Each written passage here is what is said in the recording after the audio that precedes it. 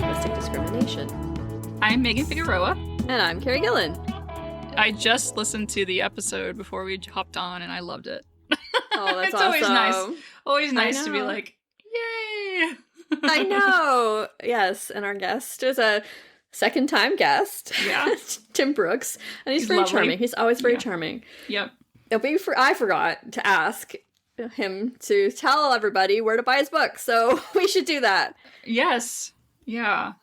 I'll put it in the show notes as well, but his website is endangeredalphabets.com, and if you go to his shop link at the top, you can go right to by hand, and you can go right directly to the author. That's probably the easiest, best way to buy it, so please do that. Yeah. I thought today we could talk about Word of the Year, because a bunch of them have come out. The American Dialect Society has not come out with theirs yet, but that will be soon. In January, they had the vote on like the first week of January. Yes, at the LSA. Yeah. Okay, so far, have you heard of any of them yet? 6-7. I don't remember whose was 6-7. Dictionary.com was 6-7. Yeah. Anything else?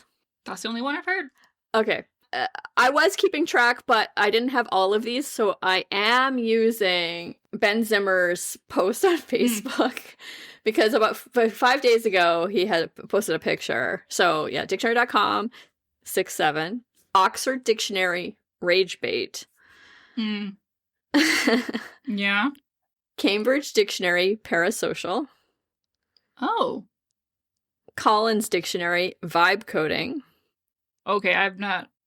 You don't know that word at all? No. I know vibe. I don't know vibe coding.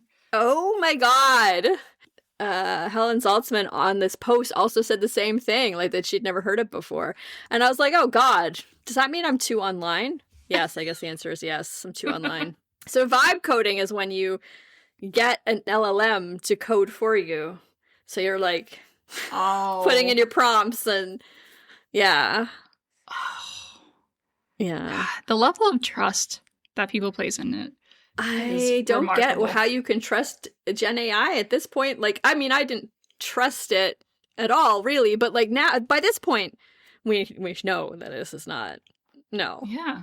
But people still claim that it codes well. And I'm like, I doubt that. But okay. Right. Yeah. Well, I've heard if you're a good coder, you can prompt it well to like find errors or make things more efficient or something. Like I've heard that, but maybe it's I don't true. know. Yeah. Anyway, vibe coding. And then Macquarie Dictionary, AI slop. That's Australian, right? Mm-hmm. Yeah. AI slop. Yes. I think that actually might be closer to mine. AI What's slop. yours? No. Like I'm just thinking about like that one kind of hit like feels right so far. I haven't really thought about it yet, but yeah, AI slop feels... Yeah, it feels appropriate for sure. Timely, yeah. And then, okay, so the last one, which didn't come out until after Ben Zimmer's post, was the very first Canadian English Word of the Year. That's exciting. Like, yeah. Okay, so like Canadian English, like just things that might be very specific to Canada. Yes, a word that is used by Canadians in Canadian English, yeah. Okay. What is it? Maple washing. What? I mean, like, what? I've never heard that. I'm not Canadian. Have you heard it before? Of course, yes. Okay. I'm like, I can kind of pick up on what it might mean, but... Well, what do you think it means? Maybe it's like, I don't know, your Canadians are boycotting American goods. Maybe it's like buying instead Canadian goods? Close. Okay. So it's absolutely related to Canadians boycotting as much as feasible American goods and services. As a reaction to that, many grocery stores have like slapped on maple leaves all over the place to really highlight the Canadian products to help consumers out. Smart. However, sometimes they put it on things that are not Canadian. So they are maple washed. That is brilliant. I love the word. I love it. I love it. I hate that the maple leaf is not a reliable information for consumers. But Yeah. Yeah. huh. So you've seen it in stores? I've definitely seen the Maple Leafs? Canadian product being more highlighted than they used to be. And like people are really, I mean, not everybody obviously, but there's a real concerted effort to switch. So like instead of Campbell's soup, there are Canadian soups that people are highlighting. I don't Sure. really buy prepared soups anymore, Yeah. but yeah. Yeah, or like Yeah. makeup products. At least for a while there, people were also being like, okay, Canadian and Mexican products first, everything else second, and United States not at all if possible. Yeah. No, people, I mean, when consumers, I mean, they can do a lot of good with where they spend their money. Like when Target folded to the Trump administration, like their sales are completely down. Mm-hmm. They are suffering because of it. They are suffering, yeah. Yeah. Because you can't really pivot the way they tried to pivot, because you'd have to be appealing to a totally different demographic. Right. And like I guess some of their demographic is still shopping there for sure, but Mhm. I don't know. I just don't think they thought their strategy through. No, not at Like, all. Who's your core demographic? Right. It's not the people who absolutely hate DEI. Right. And then Costco going the other way and like digging in their heels, and they're doing great. Oh, and speaking of Costco gets a carve out for most Canadians because they're fighting the Trump administration so They're suing. loudly. Yeah. Yes, they pay their employees well.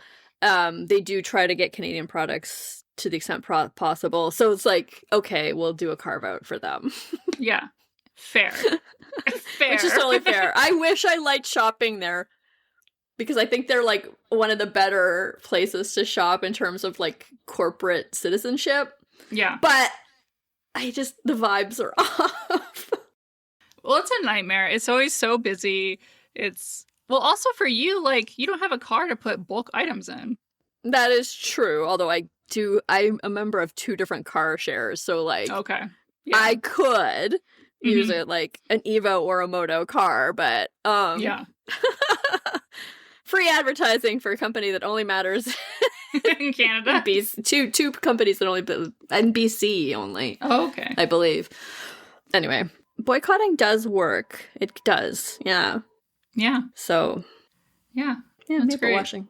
Maple washing. I love it. I love it. Do you have any other suggestions for word of the year for the ADS?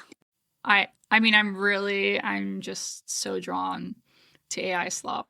I don't like, I think 6-7 as a word of the year, like 8, the Dialect Society does a good job because they have like different categories. I'm thinking it'll win one of the categories, like, Yep. but not word of the year. Like, that's my Right. guess. Yeah, I agree that it will be in there. It will definitely be in the mix. Yeah. People will be like, absolutely not. Right. Right. But Yeah. But Yeah. you're right. It probably could win one of the categories. What are you feeling? Well, one of the words that actually Jesse Greaser put in Ben Zimmer's post is chopped. Chopped. Mm-hmm. What is that referring to? So I see you're not on TikTok very much. No. I am That's where I not. learned it. That is where I learned it. It means like ugly. Oh, okay. Could have never guessed that. So I mean, obviously, this is a very online term, and like, yeah, I don't know how widespread it's become, but it's certainly in the mix. Yeah. Yeah, I think that's all the suggestions on this particular post. But Yeah. I'm sure there's lots and lots and lots of. Yeah, like the Dialect Society does like most likely to succeed. I think AI slop. I think that might succeed. I mean, it's definitely already succeeded, I would say. Yeah. Yeah. AI slop feels like it's been around for a few years. I don't know if that's true, but it just Yeah. feels like it's just, oh, yeah, that's the normal term. Right. Right. Yeah. Whereas chopped feels more like slangy to me. I think they have a slang, quote unquote, slang category. I love maple washing so much, but it's not relevant here. No, no. It's not relevant here. I would be mad if it was the word of the year for the American Dialect Society. Like, It what? would not No. make sense. It doesn't. Yeah. Yeah. I love this. I love this time of the Mhm. year. It's fun. It's a fun It little is thing, fun. even though the world is so dark. Yeah, no, it's fun. I kind of wish I could be there, but Yeah, it's always fun to be who there. knows when I'll ever be In feeling America safe enough again? to go to In the the United US? Yeah. States. Yeah. Yeah. Yeah, I guess see everybody in 2026. Oh my god. Let's hope it's better than this year, but also that's wild. It might be. Things are shifting. Yeah. The vibes are shifting. The vibes are shifting. I don't know. We'll see. Yeah. Yeah, and enjoy the episode. Yeah.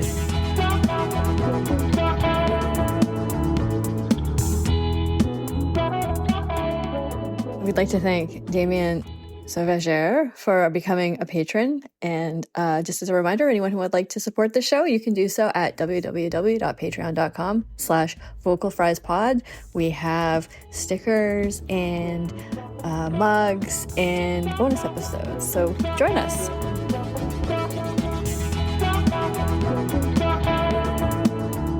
Today, we're excited to have Tim Brooks back. He is the founder of Endangered Alphabets Project and the author of more than a dozen books, including Writing Beyond Writing, Lessons from Endangered Alphabets, and an Atlas of Endangered Alphabets. He is recognized as the world's leading figure in script endangerment and revitalization, but he's also the author of the book By Hand, Can the Art of Writing Be Saved? And we're very excited to have you back. So welcome. Welcome back. Thank you. I'm excited to be back. We had such a great time last time, so I'm looking We forward We to it. did. Yeah, we don't just ask anyone back. We No. we have Definitely. Definitely not. Yeah, I was excited to see that you had another book. And actually, I think this is rather timely because of all the technology that's like being shoved down our throats. And so, but I'll still ask you, why did you want to write this book and why now? Absolutely right. This whole timeliness thing, it was there at the beginning, but it also gradually crept up on me as I was writing it. And actually, it's continued to creep up on me. So the book came out just a couple of weeks ago, and it seems as if every day since then, something else has come up in terms of either people's distrust of AI or people recognizing the importance of traditional skills, crafts, arts, all of these things. So yeah, let me tell you how it came about.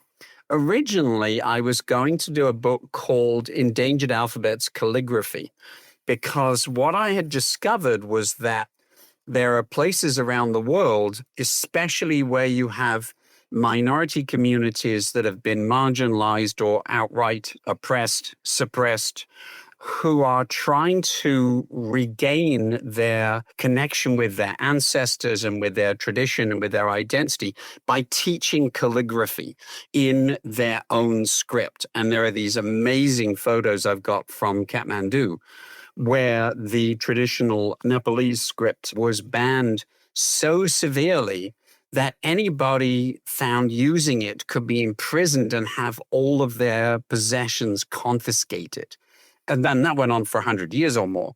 And so when this group, right before COVID, began starting this kind of pop-up calligraphy classes where they would literally throw up a tent in the bazaar and people would come in and they would teach them to write their name in the traditional script.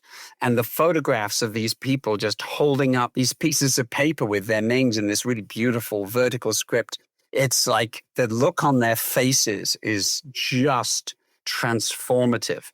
That was how it began. But then as I was thinking about this, I realized, wait a second, exactly the opposite is happening in the US, where instead of writing being a means of connecting the generations, the way we are practicing writing is actually driving a wedge between the generations. So you have kids who are 10, 12, 14, 20 who can't read their grandparents' writing. They can't read the kind of foundational documents that are the heart of this country.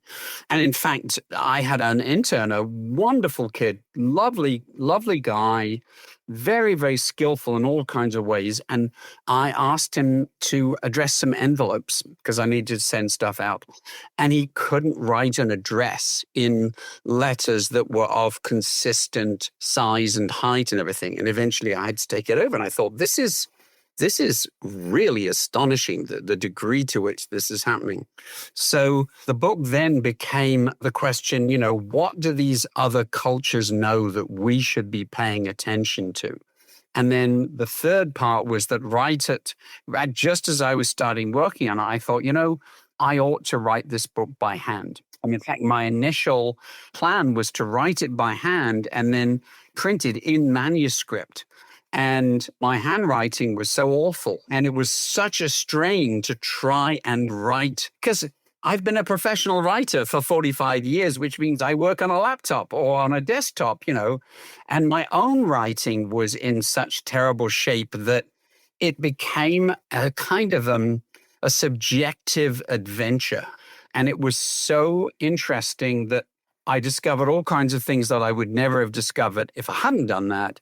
But it was so stressful that I actually wound up in the hospital. Oh. Yeah, exactly. I am prepared to suffer for my art. The mark of a true artist. True, yes, true. That's right. Yeah, I was getting so stressed trying to write it so kind of perfectly that I began having these symptoms that I thought were heart attacks, but they were actually panic attacks. So eventually the book got printed in a typeset fashion, but I wrote virtually all of it in my journal. And that turned out to be just an amazing series of discoveries. I love that. I love that you wrote it. I know. And then you in the book have a picture of your writing from, I believe, the 80s versus 1990 99 maybe. But I was like, both of these are beautiful. Like, Yeah, this same. is good handwriting. This is good handwriting, yeah. This is good handwriting. Wow. Things are worse than I thought. Well, yes. I mean, things are bad. I mean, you could tell there was a difference in, I could see what you're getting at, but I was also still like, yeah, but it's still pretty good. But by the end, it's interesting that, by the end of this whole period of about 7 months, my handwriting was completely different.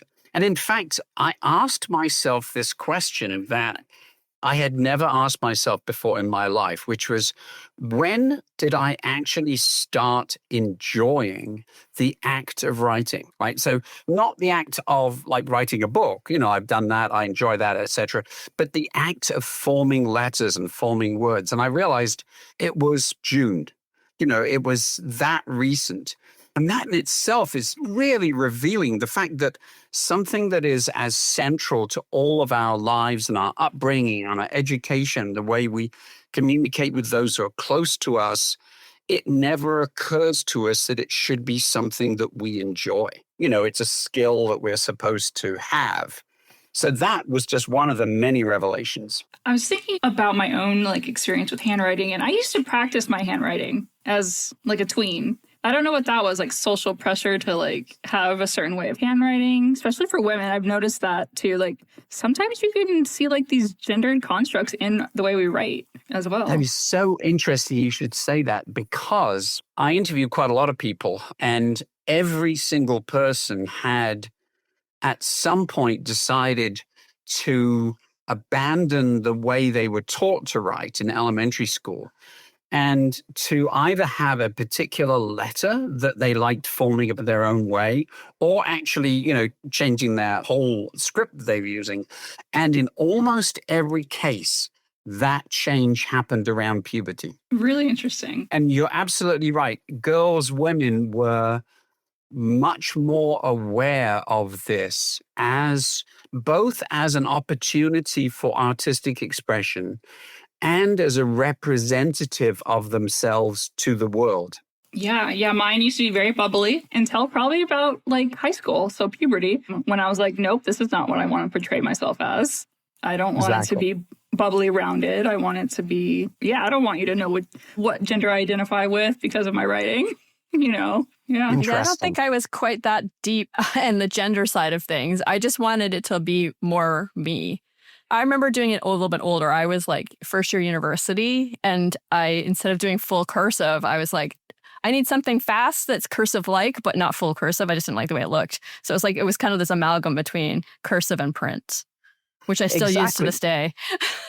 Exactly. And that is, so I am, as you know from the book, I invented this term cluster cursive because so many people are exactly at that point where and that raises so many really interesting questions about what writing actually is.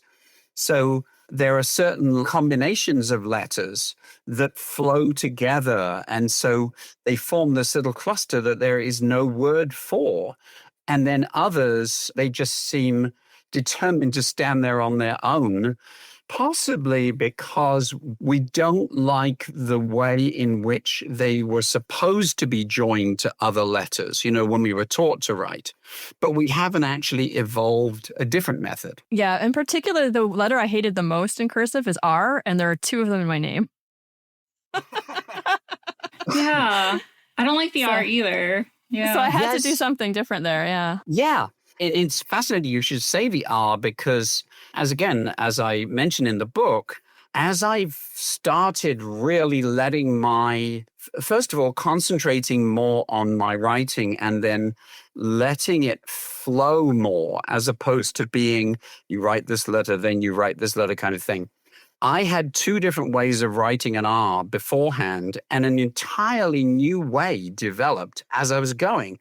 And I'm like, this is beautiful. It is smooth. It is swift. It has this little pigtail quality to it, which is the motion of the wrist. So more and more, I started getting interested in the relationship between writing and the mechanics of the human body. And that turn of the hand, which is, the radius over ulnar movement of the wrist, it's something that handwriting has in common with dance. If you do that, you realize, wow, that is the turn of the wrist and the hand of a dancer. Yeah, I remember that coming up in your previous book. You talked about that. Yeah. Yeah. And I thought that was so beautiful. It was the Thai dancers, right? Yes, you're exactly right. That was the letter E, the Cham letter E. And the fact that if you were to trace that letter in the air, it has 1, 2, 3 turns of the wrist in it. And consequently, you look at it and you go, whoa, that is beautiful. And you also go, that was not defined and shaped by print. That was defined and shaped by the act of writing by hand. Yeah, I'm also thinking, this is just a simple thing, but I'm watching basketball and looking at the back of their jerseys. And it seems like some teams allow for diacritics and other teams don't. So, I'm like, come on. We're not at the point where we can, print diacritics, or that's not important to people. I'm sure it's important to the players, but it just doesn't seem to be something that the teams are doing. So, that's lost. And I thought that is just reflecting on that. That is really interesting. Some time ago, and this doesn't turn up in by hand, but it comes up earlier, I realized that the British hate diacritics. And I think it's because they look foreign and they would rather have a word like, for example, lame, gold lame, right? It should be L-A-M-E acute. And if you don't have an accent, it looks like lame. But for whatever reason, the British really hate using diacritics.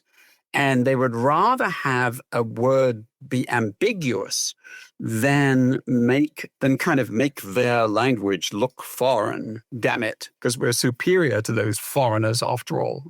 Superior to those Europeans on the continent. Yeah, exactly. Yeah. You hinted at saying it's very what is it that other cultures realize about handwriting that we were just missing here on this continent? Why is handwriting important? Gosh, well, many, many, many reasons. Some of them really start out in the realm of the endangered alphabets. So right towards the end of the time I was working on my previous book, Writing Beyond Writing, I got an email from a young woman in Jakarta in Indonesia. And she was saying that she came across a stash of letters from her grandfather, which he had written when he was a soldier in the Indonesian War of Independence after World War II. And she was fascinated by this and she really treasured them. But because they were written in traditional Javanese script, which was dropped after independence, she couldn't read them. And so she was teaching herself the Javanese script so she could read his letters. And so there's that, which is this business of, as I said before, connecting across the generations and really kind of understanding who you are and where you came from. But then there are all kinds of other advantages and benefits, some of which are they're so profound and they're so well documented that, one, they're hard to believe because they're so extraordinary. And two, it's hard to believe we're ignoring them as we stampede forward into the use of digital tools. So, for example, there's a lot of evidence that if you take notes by hand, you understand what you are writing way better than if you use a keyboard or, worst of all, some kind of audio transcription service. And I get those, like Grammarly, for example, those ads all the time on YouTube. And it only occurred to me some way into this whole project that when I started making my living as a writer, the equipment that you needed cost less than a day's salary. No one was getting rich off a number 2 pencil or even a broken down typewriter. Whereas now it is in somebody's interest to convince you need these tools because they are making scads of money if you take out a subscription or if you buy the software or if you buy the handwriting hardware that will actually write in your handwriting for you. We're talking hundreds to thousands of dollars.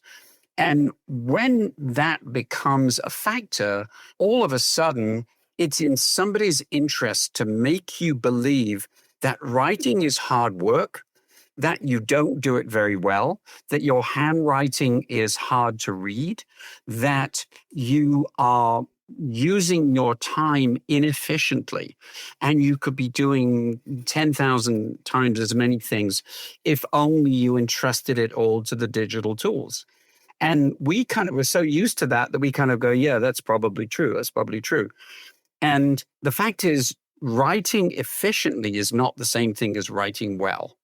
And writing efficiently it's like a lobster pot. You go in there and you can't get out again because then you're simply expected to do more and more and more tasks. And those involve less and less of yourself, your ability to think about what you're doing, your ability to be original and creative, because all of those work much better when you're slowing down and you're allowing yourself time to think and you're writing by hand. Absolutely. And oh my God, I've always had this idea, like, why are we so obsessed with productivity? It's always bothered me because it's not always better. And so being more efficient, like, I actually think I'm trying to put more friction back into my own life because I think friction is actually where creativity comes from, where like life comes from. Yeah. It's been something I've been thinking about for the past few months. Like Gen AI is just like making me so furious. But even other technology, like you were talking about like subscriptions and things. So today someone posted on Blue Sky up from nber.org. One laptop per child 10 years later, quote, we find no significant effects on academic performance, but some evidence of negative effects on grade progression. Computer access significantly improves students' computer skills, but not their cognitive skills. And we need to be building students' cognitive skills, like pouring that into them. I don't know. That's where I'm at anyway. Oh, yeah. I'm realizing that, I wrote this thing that I thought was like an extended essay, but it's really becoming a crusade because all of the forces of the richest people in the country are encouraging us to believe that tech is going to solve all of our problems and it's somehow going to make us smarter. The fact is, tech makes us dumber. The pencil, in writing beyond writing, I have this extended essay on the pencil.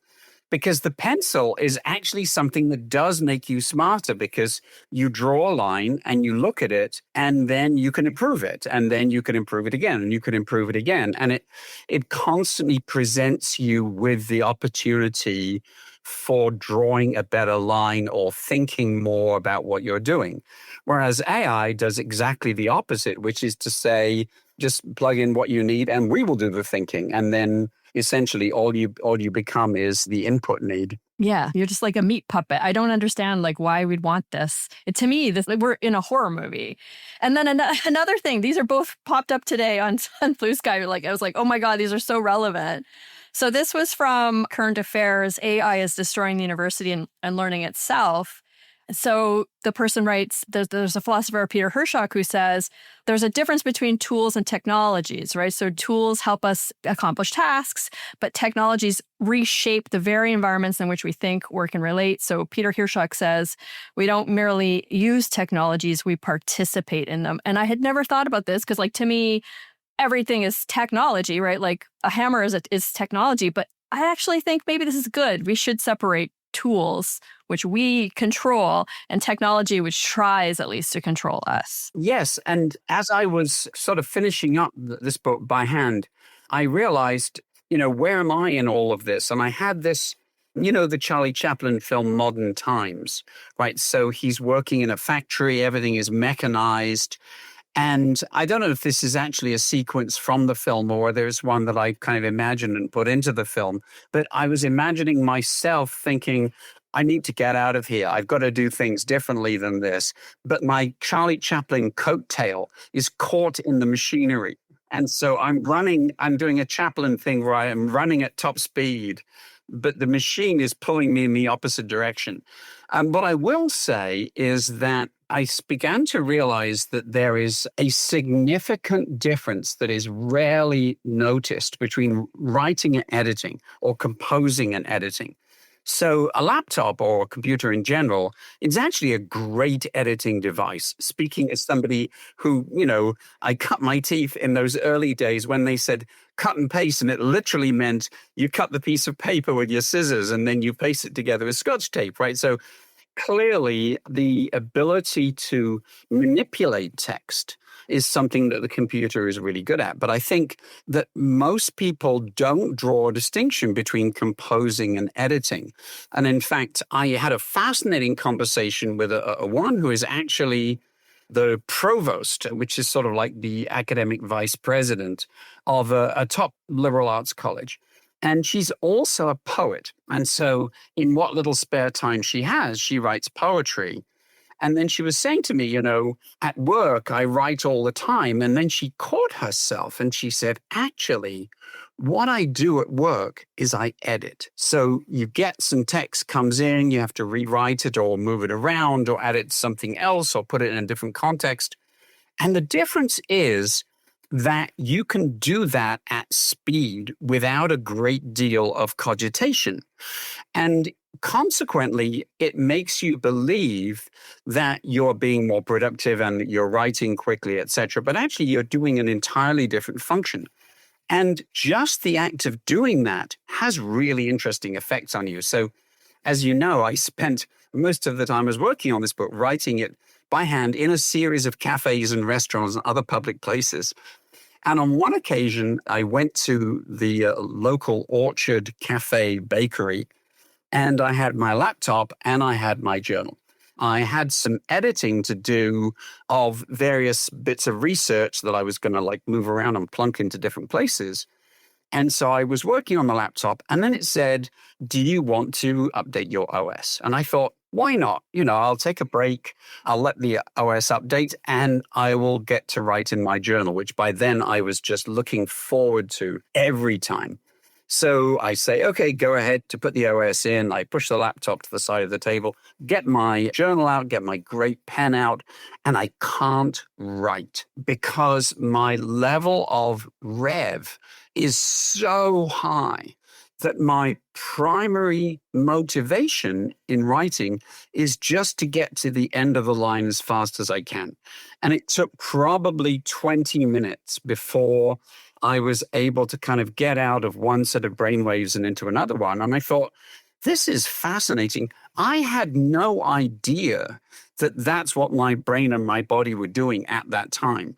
It was as if I was undergoing mild electrocution without realizing it.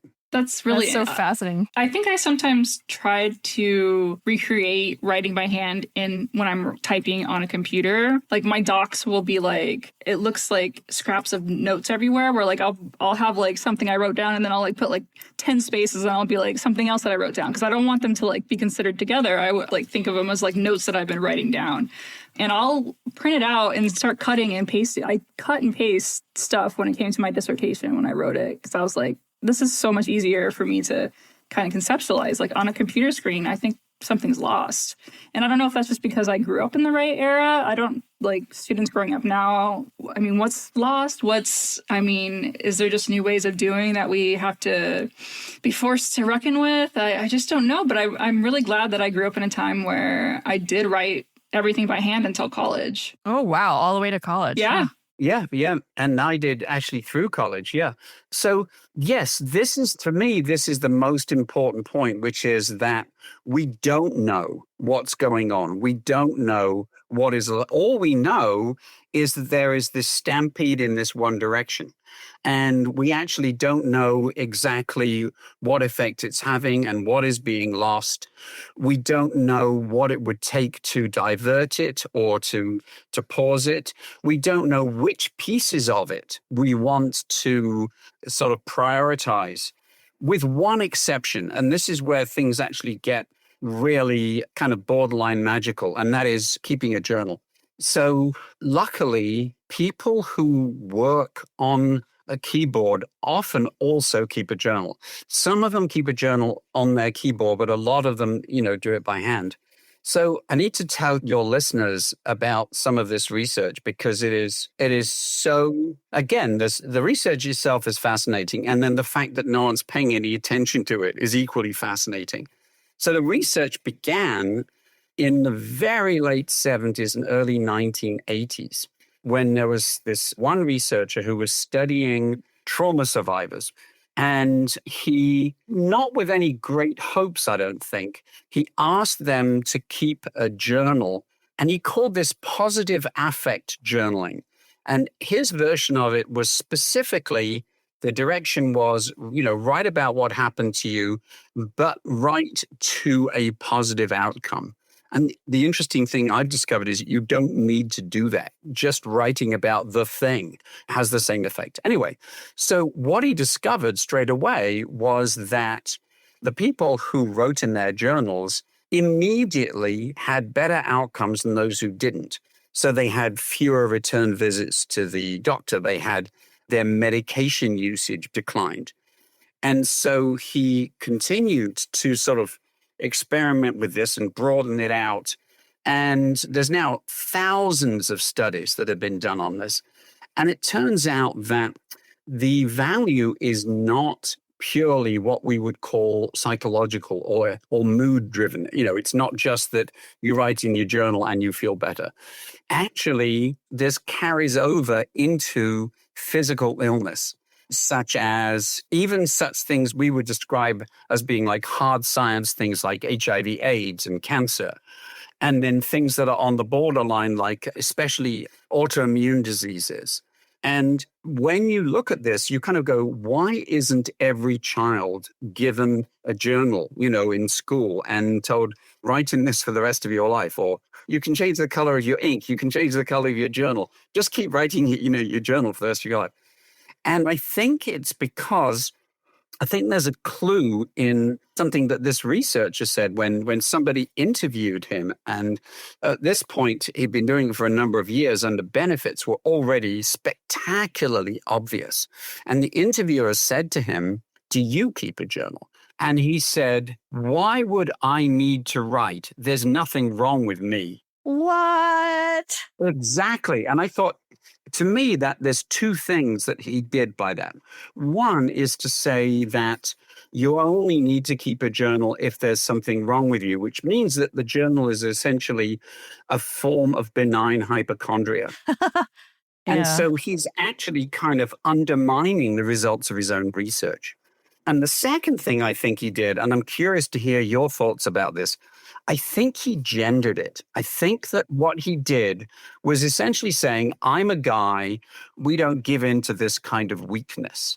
And for whatever reason, journal writing is still imbalanced with women doing it more often than men. Obviously, it's not an exclusive thing by any means, but I think there's still a sense that keeping a journal is something that it involves examining your feelings. And if you're a guy, you would rather have a root canal. Oh, 100%. That's exactly where my brain went. Yeah, like, I mean, we start with diaries, right? Like, as little girls, like, they have so many marketed, like, pink and purple and, like, whimsical little diaries for young girls. And I think that's just, I mean, it's at a societal level, the assumption that that's something that girls and women do. And also, women tend to have more chronic diseases. I think we're also more likely to be diagnosed with mental health issues. So to me, it is automatically gendered as soon as you said it. I think that's where my brain went. Yeah. Like, it's a weakness to need to journal. It's good for you, but only if you need it. And it's like, ugh. And the fascinating thing is that if you were to say to anybody, do you think it is generally a good thing to know yourself better? Then pretty much everybody would say, yes, of course, right? The next step, which is, okay, so how do you plan doing that? Is something that is just not addressed. It's not part of our education system. It's not part of our socialization. In fact, if anything, the narrative of getting to know yourself better is actually by, for example, going on adventures or putting yourself in harm's way, or, somehow that's how you learn who you really are. And that is more expensive, let alone more dangerous than getting a journal and writing in your journal. And also, if that's what you want to do, feel free. There are people of all types. Some people, that is how they're going to learn about themselves. Never take that away. But it can't be the only way. And journaling, it could be for everybody, unlike those other things. Yeah, and I'm just thinking about history. Like, it serves as historical evidence. Right when COVID started, I read, like, maybe at that time a tweet from an historian who said, this might be a great time for the common person to just pick up a journal and start writing about this. So I started a handwritten journal, and I documented my first year in lockdown. Have you read it recently? No, I was thinking about it. I was like, I should go back to that. But I remember I was like keeping track of how many deaths there were. Like, I mean, it kind of intersects with everything, with like the trauma, like processing that, with just like keeping a record of everything. Yeah. Yeah. In fact, it's really interesting you should say that it touches everything. So as I mentioned to you before we came on air, I'm actually going to be moving lock, stock and barrel from the US back to the UK. And I was sitting in, of course, a cafe a few days ago, and I had in front of me my journal and my phone. And I was using the journal not as just a note jotting thing, but actually as a longhand continuous sentence journal. And on my phone, I was trying to, under the notes app, I was making a list of all of the things that I needed to do, and it was my left hand and the phone. There was just all of this stress. And as I'm thinking about it, thinking, I've got to do this, I've got to do that. I haven't done this yet. And if I don't write this down, I'll forget it. So all of that stress was building up on the left side. And then whenever I stopped taking notes, I would start writing in my journal about what this felt like and what this experience was. And it was fascinating. I felt exactly like a character in one of those like 1950s black and white sci-fi films, where you have these two spheres and there's this huge spark leaping from one to the other. And it was as if all of this static electricity was building up on my left side.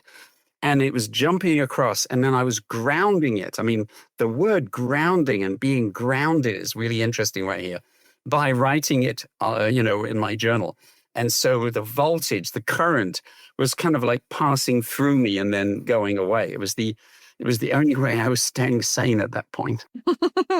That's really interesting. Yeah. I do similar things, and I think you're right. Like, I do get more stressed out with the phone. Yeah. Versus writing things down, even though my handwriting is terrible, and You know what? I just came across this unbelievable piece of research. And again, it was from one of these people. This was actually on Instagram. There's a number of people now who are deliberately hosting research, I mean, solid research about this whole kind of retro approach that we're talking about here. So, for example, I came across one where somebody was talking actually about the benefits of handwriting. It had 36,000 likes. But this particular one really came out of the blue. Apparently, a behavioral health researcher in Italy decided to do an epidemiological study of people who never get. And so he managed to find a decent number, and this went on for 20 years. It was a long study. Found a decent number of people who don't get ill. They don't have autoimmune stuff. They don't have, kind of infectious type stuff. And he wanted to find, what the common factor was. And of course, our minds go to, it's diet. They should be eating the yogurt that they eat in the country of Georgia, that valley where everyone lives to be 100. Or it's socialization, like, in Okinawa, where everybody has, this kind of social context. But it wasn't. It was they talk to themselves out loud. I do that. Yes, exactly. Even in the grocery shop, in public, they talk to themselves out loud. And his conclusion was actually just like what I said. It provides a kind of grounding so that you're not trapped there inside your own head. But what is really interesting about that is it suggests that the narrative we tell ourselves when we're trapped in our own head is capable of making us ill. And in fact, is capable of making us ill in serious ways. Over time, obviously, but we're talking about things that are habitual now, so they're going to happen over time. Interesting. I love it. It's just all the things that you can research, right? I'm like, I love that people research things. I hope it doesn't go away entirely in the US, but yeah. Yeah. There was one more thing in the book that was all related to the same kinds of things that I saw today, that you mentioned a blogger who said that she prefers to journal on her computer because she can type much faster than she can write by hand. So fast, she said, that I don't have to think. And so this reminds me of our relationship to Gen AI. The easier something becomes, the less we have to think.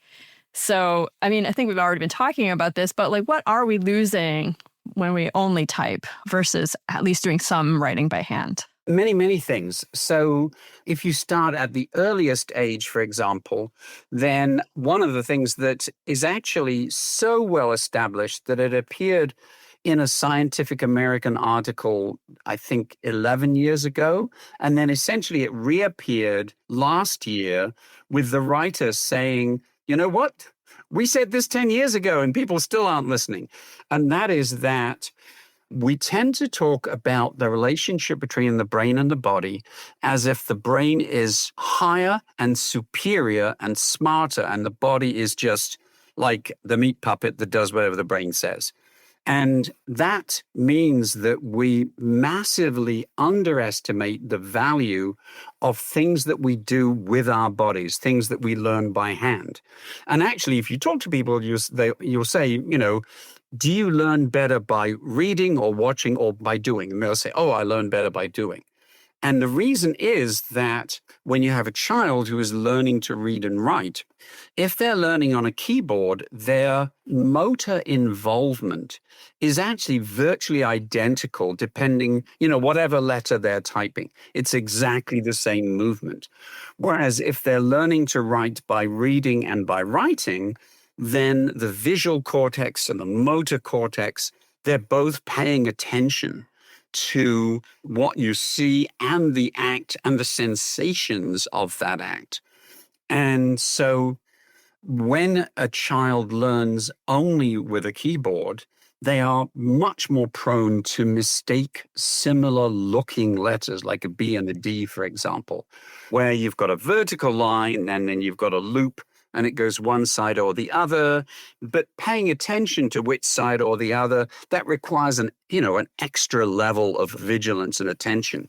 Whereas if you're writing it, then you are creating that movement and you're doing it probably repetitively. So your muscles are remembering that movement in association with that letter.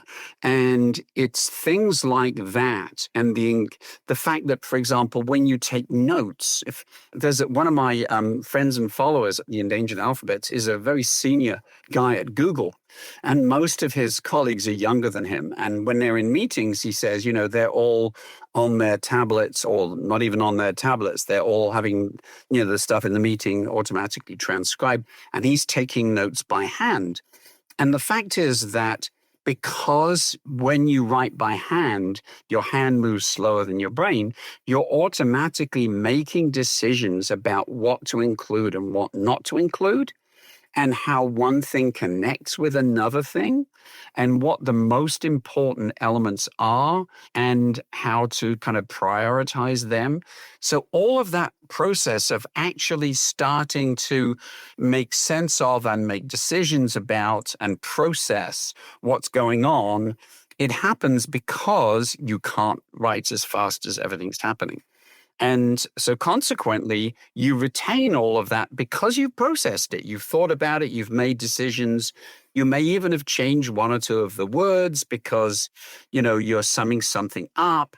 And so all of those faculties are engaged in ways that aren't if all you're doing is you are being like the person who turns the machine on at the beginning of the meeting and off at the end of the meeting.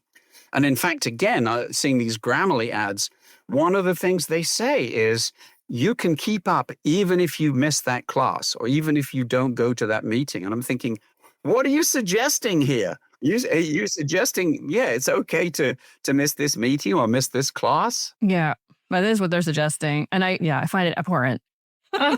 Just removing the human completely, right? Exactly.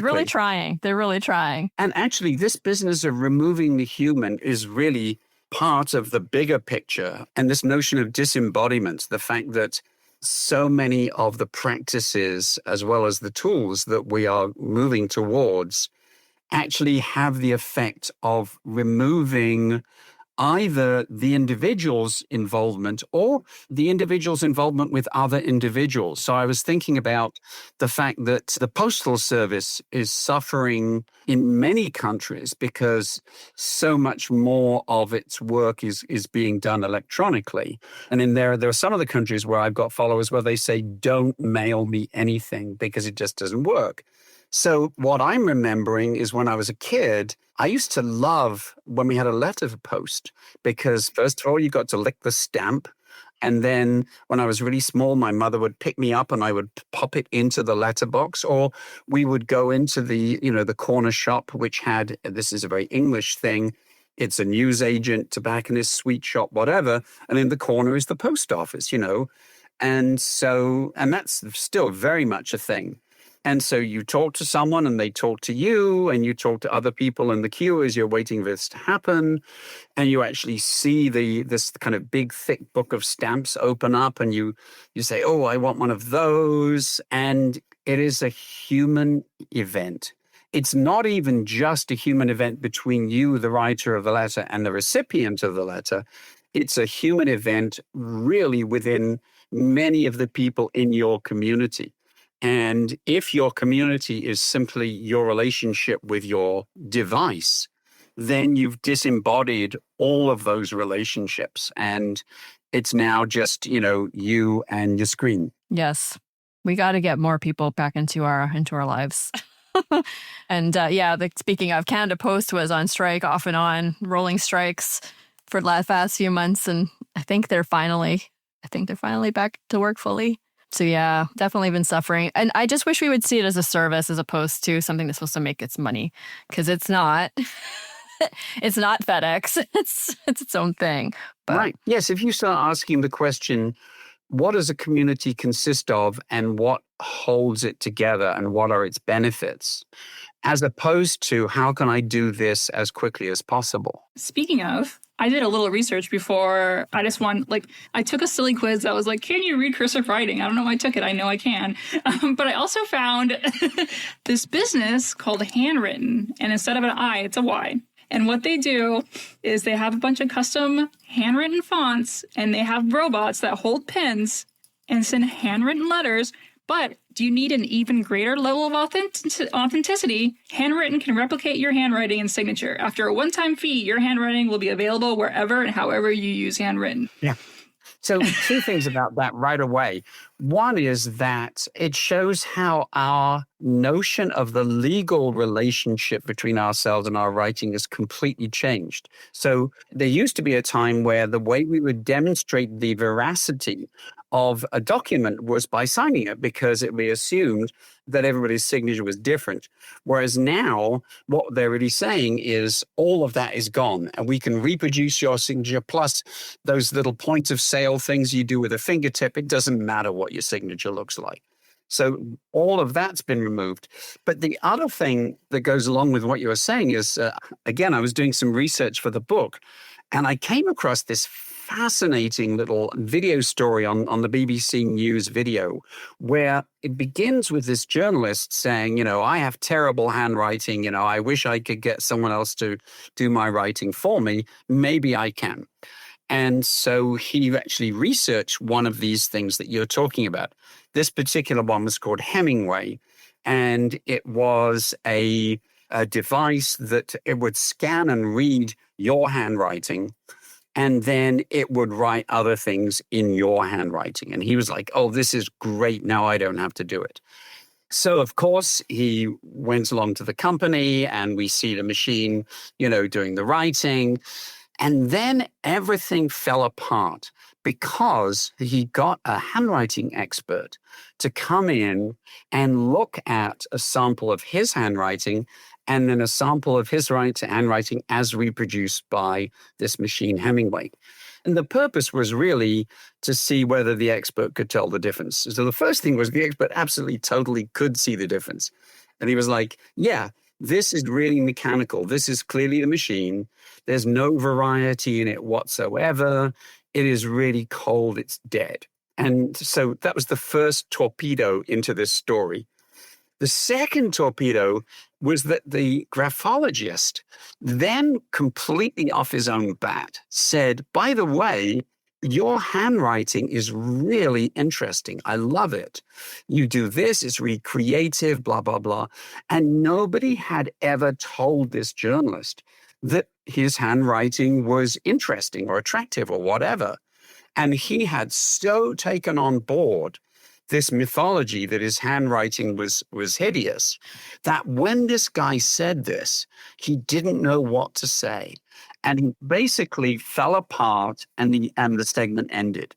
And it really goes back to what you said at the beginning of the show, which is that I was looking at my handwriting and kind of going, this is awful. And if I can quote myself, the first sentence of the book by hand is, this story begins with 2 photos and with shame. Yes. And yep. The photos were my handwriting in 1980, before I actually spent 20 years working on a computer, and then my handwriting in 1999. But the shame thing, everybody I talked to, bar maybe 2 people, were essentially ashamed of their handwriting. And yet, I would bet, Carrie, you've been saying my handwriting is awful, blah, blah, blah. I would bet that if you joined in my handwriting contest, I'm getting people to send me postcards, which they write in. And one of the things that is so fascinating about this is that I've received a bunch of postcards now, and none of them is illegible. None of them is even what I would call like ugly or whatever. It's simply that they're all different. And the more you're used to seeing stuff in type or on a screen where everything is so even, and where every time there's a letter G, it looks exactly the same, just like these handwriting experts said, if that's what we are used to, then we are already kind of disqualifying ourselves. Yeah. Yep. Similar studies on like listening to more accents gets you more used to them so you can understand them better. Yep. I can see like being exposed to different varieties of handwriting. You just get used to it. Yeah. People have told me that my handwriting is illegible. I'm just going to say it's not just me. But what you say, Megan, what you say about this business of the ability to make sense of complex visual information, that's one of the things that makes your brain better. Your brain actually it wants to be able to explore and to process and to make sense of things. And essentially, again, this business of what kind of life are we setting up for ourselves by moving into this whole kind of tool generation. It's as if what we really want is never to have to do anything. Yes. Yeah. I mean, their own examples are things like, oh, it'll research and buy a plane ticket for you, or like order pizza for you. And it's like, but those things are, I mean, the second one's not that hard. And the first one's more hard, but it's also kind of fun to figure out, like, what's the best way to get there? Like, why do I want to offload that to a machine? Right. And in fact, I came across one that said, this generative AI will write your novel for you. All you have to do is to do some research to find out which genres are selling better right now. Oh. I'm thinking, No, thank you. What do you want to do with your life that you would take the pleasure and challenge of writing a novel and say, I'll get the robot to do that? Yeah. I mean, I'm not a creative writer. I could not possibly do it. But I imagine that if I were that kind of writer, I absolutely would not want someone to do it. And I don't want a machine to do it for me because I don't think it will be good. I know it won't be.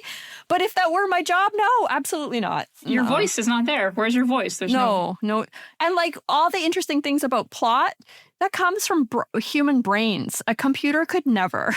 Right. And there's an interesting analogy here to knitting. So knitting has undergone this kind of revolution. As a traditional manual skill, it kind of declined and declined. And then again, it's a gendered thing. Mostly women kind of went, no, I actually enjoy knitting. And if you were to say, so you realize there are knitting machines that will do that for you, you kind of go, so you want to take away the pleasure I get from knitting and from coming up with, my own patterns and deciding who is going to want, what colors and all that kind of thing. Not to mention the fact that knitting, like doodling, actually has some really interesting brain activity values. If people doodle, this is the kind of research I did, if people doodle during a really, really dull lecture, they actually retain more of the content than if they don't. And likewise, if people knit, they're sort of parking a set of their activities over here, and it leaves their brain free to do all kinds of interesting things over here. Hey, Carrie, what are you knitting right now? What are you knitting right now? I'm crocheting a sweater. Oh, okay. Yeah. Yeah. So I used to doodle, and then, I don't know, 12 years ago, I started to knit. And then during the pandemic, I learned to crochet, and it does help. It makes I can concentrate on, like, I have these really boring meetings at work. Sorry to my workplace, but sometimes they're just really boring, but I can actually concentrate if I've got my either knitting or crocheting with me. Yes. Yeah. It's kind of like a fidget, those fidget toys. It's similar. Yeah. Yeah. Yeah. I've seen people at conferences now. They're bringing their knitting, and that's great. Yeah. Yeah. They have the whole time I've been at conferences. Really? Yeah. But I think it's probably more now.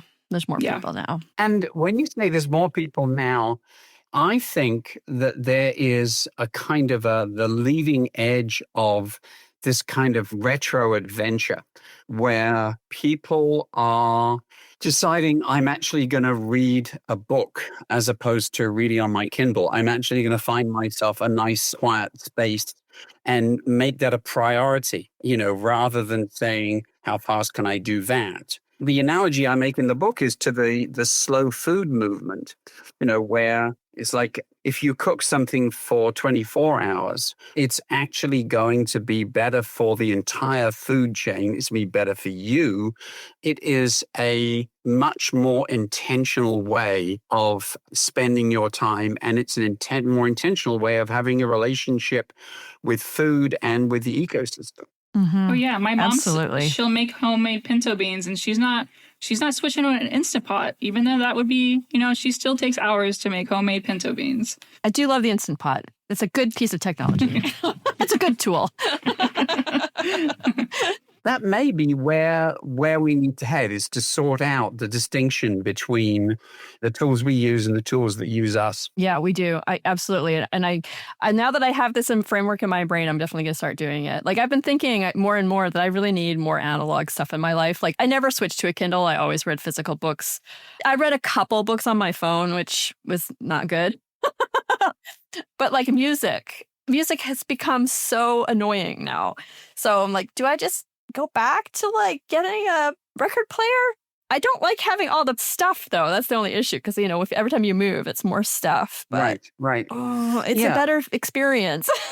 It seems to me that we're at a kind of tipping point where you no longer know whether the music you're listening to was actually created by humans or that by too. AI. Yeah, that too. Yeah. And the not knowing comes hand in hand with not caring. And that also then leads to all sorts of things like job loss, economic dependency, all of those grim things that we're told, if you work more efficiently using AI, you can spend your time better doing other things. It's like, what about all the people who were working on those things manually and have lost their jobs? One of them may be you. Yeah, no, I also think that we are going to, I think there's going to be a real pushback on all of this stuff because people are getting angry. And it's, at least for now, the AI output is shit. Like it's slop and it makes us deeply uncomfortable. So I'm hoping that we're going to push back and like come together and decide human only, human manufactured. We're going to slow things down because this is ridiculous. All this is doing is making some billionaires even more billionaire or trillionaires. And no, we don't need to do that. We don't need to make their lives better. We can make our own lives better So I've got an by coming together. Metaphor for you. A number of years ago, I was visiting my family in England, and I went into this mall in Bristol. And it was one of these malls, which is essentially like a giant atrium with levels, with like four levels, maybe 5. And there was music coming out of the sound system. And, you expect pipe music in a mall.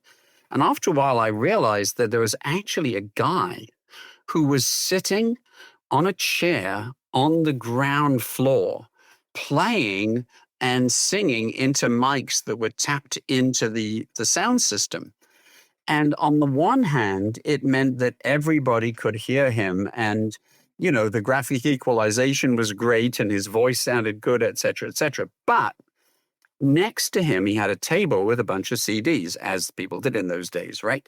And nobody was buying them because nobody realized that he was the person singing through the sound system. And they were just like walking past him as if he were like, one of the giant animatronic mice or whatever. Chuck E. Cheese.